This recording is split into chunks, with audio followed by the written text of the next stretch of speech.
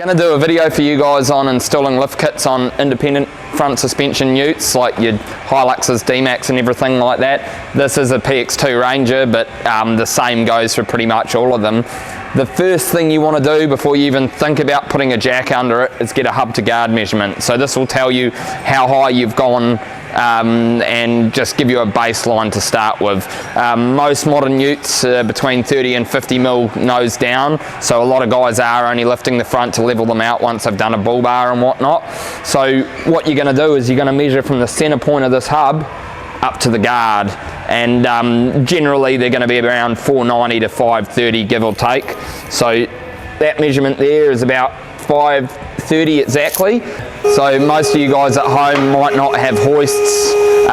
If you are doing it on the ground, make sure you've got, if you're just jacking the front up, your handbrake on, you use axle stands under the chassis. There's a heap of deaths that happen every year from people trying to do stuff on trolley jacks and squashing themselves. So make sure your handbrake's on, the wheels are blocked, and you've got axle stands if you're doing it at home. So this is the basis of your front suspension system. You've got your sway bar, upright, upper control arm, lower control arm, inner rack end and tyre end, and obviously ABS sensors and brake lines.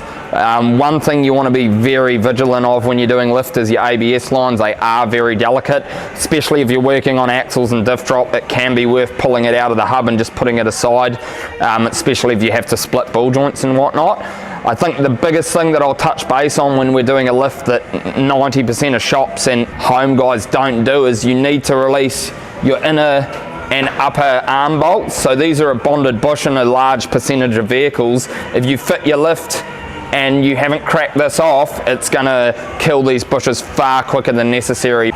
Another thing I'll touch base on with the N70 and N80 guys, especially if you're running a sway bar, is the orientation of the pigtail on the bottom of the shock. On the Hiluxes, you want these facing backwards, or you'll run into a sway bar clearance issue with this lower pigtail. So just if the vehicle hasn't been or if you know roughly where everything is, just keep in mind on the Hiluxes that pigtail faces rearwards. Right, so this Ranger's all back together now. Once the alignment's sorted, obviously we've mentioned with all these inner arm bolts and front lower arm bolts, the bonded bushes need to be torqued up with the car on the floor to prolong bush life, especially the front lower shock eye bolt. We're going to get a hub to guard measurement now. This has had a wheel alignment done, and we're also going to get a droop travel measurement. It's very important, and we see this, and I've seen it firsthand with certifiers. If you get your hub to guard factory and then you do it lifted, you need to, if you've just lowered it down off the hoist, you need to rock the steering wheel lock to lock and push the car forwards and backwards, because the tyres will pinch on the ground. So when we do a hub to guard, we always will like drive it in straight, get a hub to guard measurement, and then jack it up and measure the droop travel, because if you lower it off the hoist, the tyres are going to pinch on the ground and you'll come up with some ridiculous low droop travel measurement, which often isn't accurate because the tyres are pinched like this. Whenever we do jobs, we talk stuff to factory specs, and you'll see that we put paint pens on bolts like this. If you have a brand new upper control arm and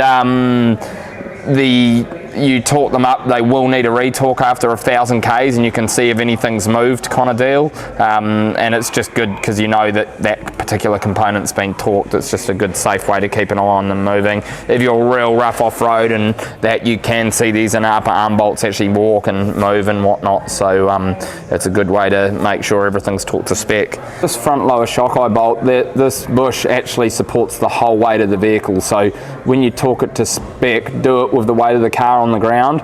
Another point of interest, like on an N70, N80 Hilux, like 05 to 23, a lot of dirt accumulates underneath here, and if you don't keep it thoroughly clean, it will actually kill the shock, because the actual eye will be rested on it and it turns damn near to concrete. So if you're cleaning your vehicle, water blast in and around there quite thoroughly. We also like mark the eccentric camber lobes. If you're real hard on it off-road, you can actually, these will actually move if you hit something hard enough. I think a final point I'd probably mention, obviously these tyres aren't in new condition by any means, but rotating your tyres front to back every 10,000 Ks is really important, especially in something that's lifted or lowered. The geometry is not going to be the same as OEM, and if you're doing a lot of four-wheel drive work, the alignment does get knocked out quite easily. That rear solid axle will help to reflatten those tyres to some extent. Obviously he's going to be in for a pair of fronts relatively soon.